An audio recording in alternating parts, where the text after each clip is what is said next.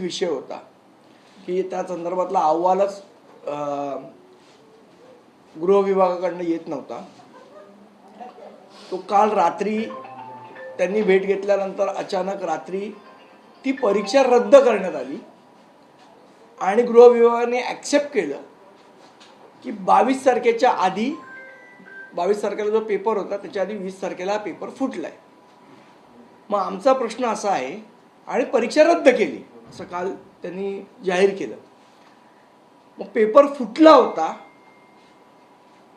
तर मग FIR का दाखल झाला नाही? जो संबंधित व्यक्ती आहे ज्यांनी हा पेपर फोडला, कोण तो नंदुरबारचा क्लासवाला आहे, कोण त्यांनी पेपर फोडला असं म्हणतायत, असा त्यांचाही दावा आहे त्या विद्यार्थ्यांचा, तर मग त्याच्यावर FIR का दाखल झाला नाही? तो जो संबंधित क्लासवाला आहे त्याला पळून जाण्यासाठी का अवधी दिला गेला? का त्याला तात्काळ अरेस्ट केली नाही? म्हणजे आदल्या दिवशी तो बाईट देतो की मी पोलिसांच्या सगळ्या चौकशीला जायला तयार आहे आणि दुसऱ्या दिवशी तो फरार होतो आणि फरार झाल्यावर अजून त्याला फरार का घोषित केलं? मग त्याची संपत्ती का नाही जप्त केली? मग त्याच्यावर FIR का नाही झाला? या सगळ्या प्रश्नांची उत्तरं आम्हाला मिळाली पाहिजेत आणि हा प्रश्न आम्ही सरकारला विचारतोय। मुळात आता तर गेले बरेच दिवस हा सगळा प्रश्न प्रलंबित होता। ज्या अहवालाबद्दल किंवा ज्या चौकशीबद्दल तुम्ही बोलताय त्या चौकशीमध्ये केवळ या एकाच व्यक्तीला जबाबदार ठरवण्यात आलं आहे का? कारण अशी ही चर्चा होती की ही संपूर्ण एक साखळी आहे। एक्झॅक्टली। आता त्यांनी सांगितलं की पेपर फुटलाय, बरोबर, हे तर मान्य केलंय त्यांनी। मग आता याची चौकशी करायचं काम कोणाचं आहे? पोलिसांचं आहे ना। मग पोलीस त्याची चौकशी करायची असेल तर त्याच्यावर आधी FIR दाखल करावं लागेल। भले तुम्हाला माहीत नसेल की एक्झॅक्ट कोणी फोडला तर अज्ञात व्यक्तीविरोधात FIR दाखल करून चौकशी करू शकता। यातली ही जी कायदेशीर प्रोसिजर आहे ही पोलीस का करत नाहीयेत? कोणाला पोलीस वाचवण्याचा प्रयत्न करतायत याच्यामध्ये? आपल्याला काही शंका आहे का या संदर्भामध्ये? आपल्याकडे काही अधिकची माहिती आली आहे? नाही, माझ्याकडे माहिती आहे पण ती आत्ता मी बोलणं योग्य ठरणार नाही। माझं म्हणणं आहे पोलिसांनी याचं इन्व्हेस्टिगेशन केलं पाहिजे। पोलिसांनी सांगितलं पाहिजे ना की याला जबाबदार कोण आहे। तुम्ही जर मान्य करता पेपर फुटलाय तर मग या पेपर फुटीला जबाबदार कोण आहे? त्यांच्या विरुद्ध गुन्हा दाखल करायला पाहिजे। तो गुन्हा अजून का नाही दाखल झाला?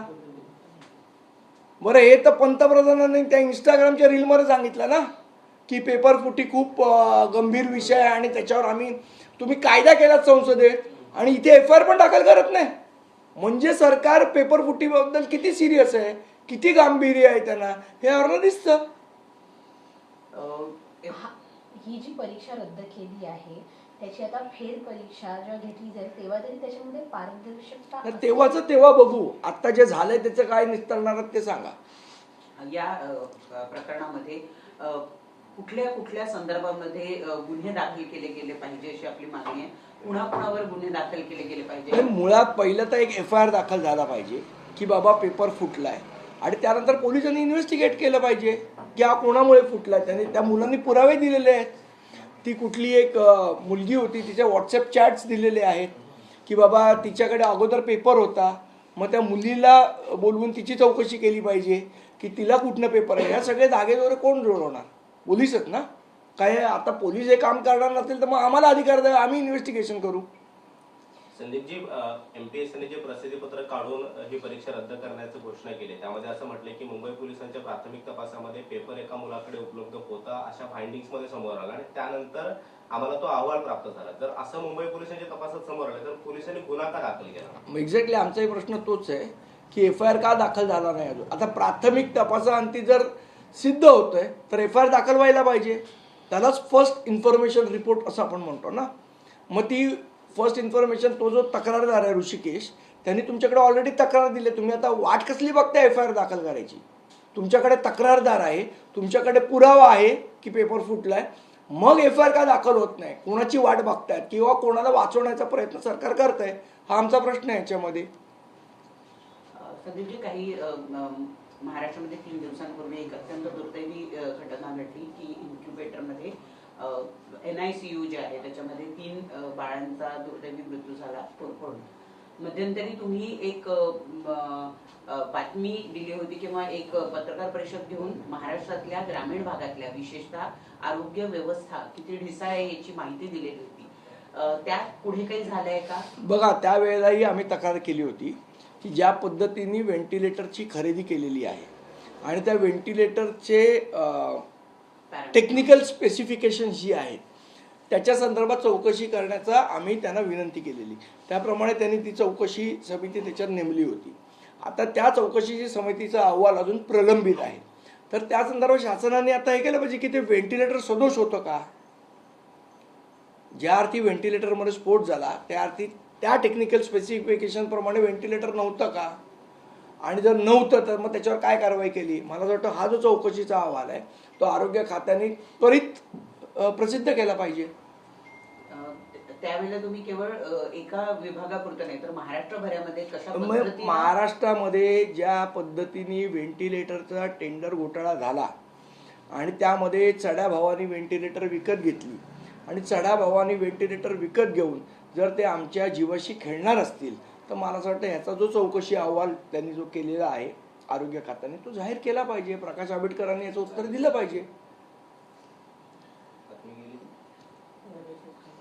त्यासोबतच आपण जर पाहिलं तर मग अमराठी रिक्षा चालकांनी आता कोर्टात धाव घेतली आहे. त्यांचं म्हणणं आहे की आम्हाला पुरेसा वेळ दिला गेला पाहिजे.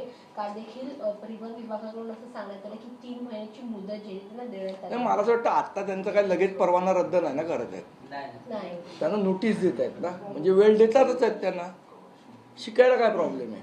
त्यांचं म्हणणं आहे की सक्ती केली जाते ती आमच्यासाठी सक्तीचा विषय नाही, हा कायद्याचा नियम आहे. ते कायदा आहे हा की तुम्हाला जर परवाना पाहिजे असेल तर मराठी बोलता आलं पाहिजे. हा कायदा आहे, याच्यात सक्तीचा काय विषय आला. संदीपजी, एक प्रश्न असा आहे, सध्या गणेशोत्सव जवळ आलेला आहे आणि अशामध्ये गिरण गावातला उत्सव म्हणून ओळखला जाणारा हा उत्सव आता अंबानी आणि अदानी यांच्याकडे पाहायला मिळतोय. लालबागचा राजा आणि चिंचपोकीचा चिंतामणी सध्या अदानी बरोबर करार केलाय. कसं पाहता या सगळ्या? दुर्दैव महाराष्ट्राचं.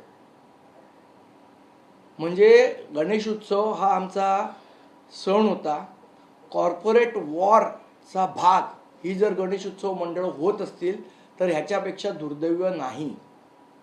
उद्या काय गणपतीमध्ये आम्हाला गरबा बघायचा का आम्हाला अदानी आणि अंबानीच्या हातात गणपती देऊन. आणि मला असं वाटतं ह्याची सुरुवात मागच्या वर्षी लालबागच्या राजाने केली. ही अत्यंत दुर्दैवाची गोष्ट आहे. मनाला हे पटूच शकत नाही. ठीक आहे, गणेश उत्सव मोठ्याने साजरा करायला पैसे लागतात. किती लागतात तुम्हाला? आज लालबागच्या राजामध्ये करोडो रुपये जमा होतात ना, लोक स्वतःहून येऊन तुम्हाला देणग्या देतात. मग कशाला तुम्हाला अंबानी पाहिजे तिथे? काय मोठा सल्ला अनंत अंबानी देतात गणेश उत्सव मंडळाला की इतक्या वर्षात तो त्यांना मिळाला नाही. अनंत अंबानी असं कुठला सल्ला देतात लालबागच्या राजाला की त्याच्यासाठी त्यांना सल्लागार म्हणून नेमलंय? गणेश उत्सव मंडळ कंपनी करायची आहे का की त्याला सल्लागार म्हणून आनंद अंबानीला घेतलंय तुम्ही? आणि मग त्यांचं बघून आता अदानी आले, ते म्हणतात आम्ही हा गणपती, उद्या अजून JSW येईल, उद्या अजून गोदरेज येईल. मग गणेश उत्सव मंडळ हे काय कॉर्पोरेट वॉरचं तुम्हाला ठिकाण बनवायचं आहे का? हा महाराष्ट्रातला मराठी माणसाचा मातीतला सण आहे, तो ह्या उद्योगपतींच्या हातात तुम्हाला द्यायचा आहे का? आणि गणपतीत काय आता गरबा चालू करायचा का आम्ही? आमचे महाराष्ट्राचे मराठी माणसाचे सण तुम्ही या गुजराती लोकांच्या हातात देणार आहात का? गुजराती कंपन्यांच्या हातात देणार आहात का? याचा सर्वात मोठा जर दोषी कोण असेल तर इतिहास माफ करणार नाही लालबागच्या राजाचे जे अध्यक्ष सुधीर साळवी यांना. हे माझं स्पष्ट मत आहे. माझे चांगले मित्र आहेत ते. पण ही जी काय भूमिका त्यांनी घेतली आहे अत्यंत चुकीची भूमिका आहे. असंच ईस्ट इंडिया का बघा, बिझनेसमन आहेत ते, अदानी असतील अंबानी असतील, विदाउट प्रॉफिट ते काहीच करत नाहीत. ते ज्या अर्थी तुमच्याकडे इन्व्हेस्टमेंट, गणपती हे मार्केटिंगचं ठिकाण आहे.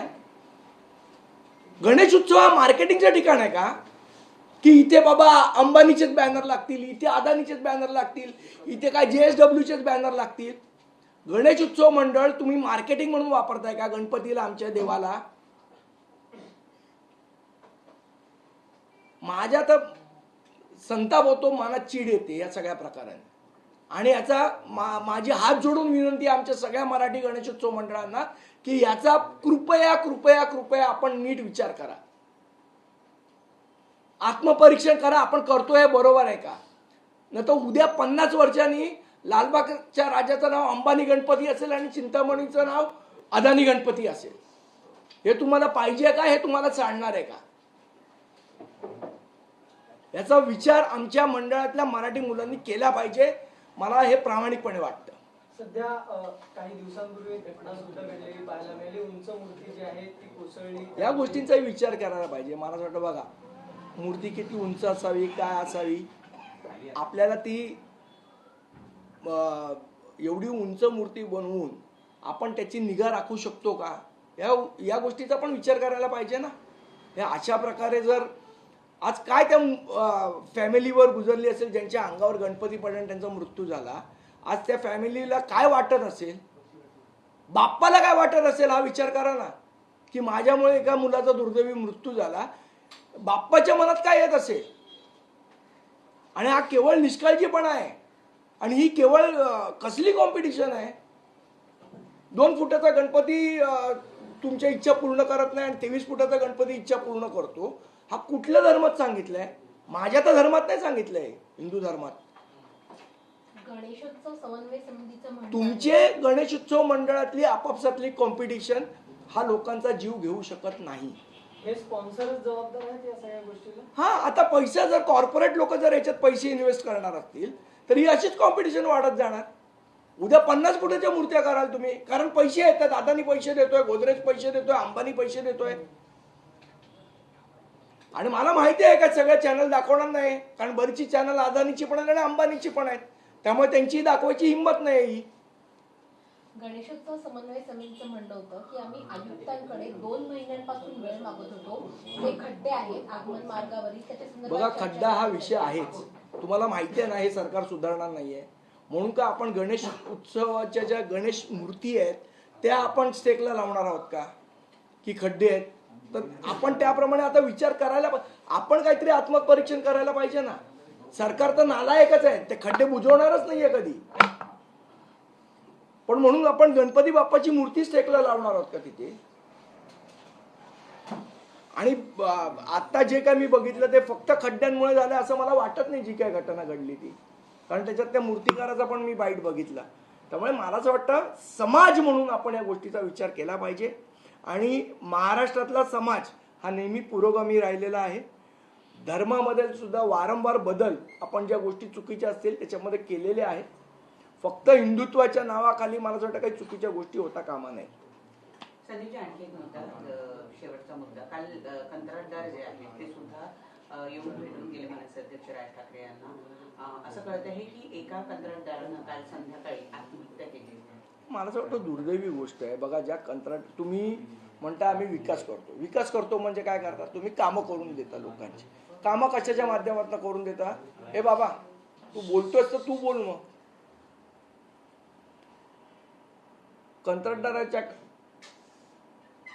कंत्राटदाराच्या माध्यमातून कामं करून देऊन तुम्ही विकास करता, बरोबर?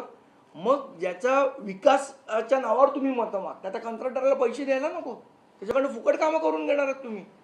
याच कंत्राटदारांचे संदीपजी पैसे रखडलेले आहेत. याबाबत मंत्री काल पळून गेले ते. तुम्ही प्रश्न विचारत होतात तेव्हा यांना आम्ही प्रश्न विचारले, मात्र त्यावरती अपेक्षित उत्तर न देताच ते निघून गेले. मोदींचं अनुकरण करतात ते, पत्रकारांच्या प्रश्नांना उत्तर न देण्याचं. त्यांची परंपराच ती आहे. पण त्यांना या संदर्भातलं कुठलंही गांभीर्य नाही आहे का, की आदिवासी विभागाचे सर्वात जास्त पैसे हे रखडलेले आहेत, अनेक विकास कामं झालेली आहेत, तर अनेकांचे नारळ देखील फोडलेले आहेत. निवडणुकीच्या पार्श्वभूमीवरती सगळ्या याचा शुभारंभ करून घेतला. ना, माझा एक सिंपल प्रश्न आहे सरकारला.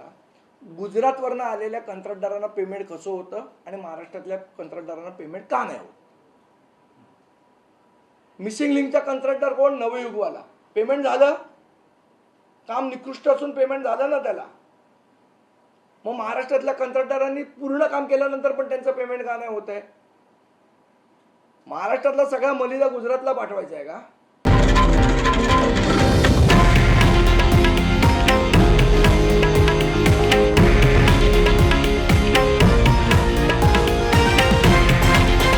हे आहे देशातील नंबर 1 न्यूज नेटवर्क आणि आपण पाहत आहात TV9 मराठी, एकमेव.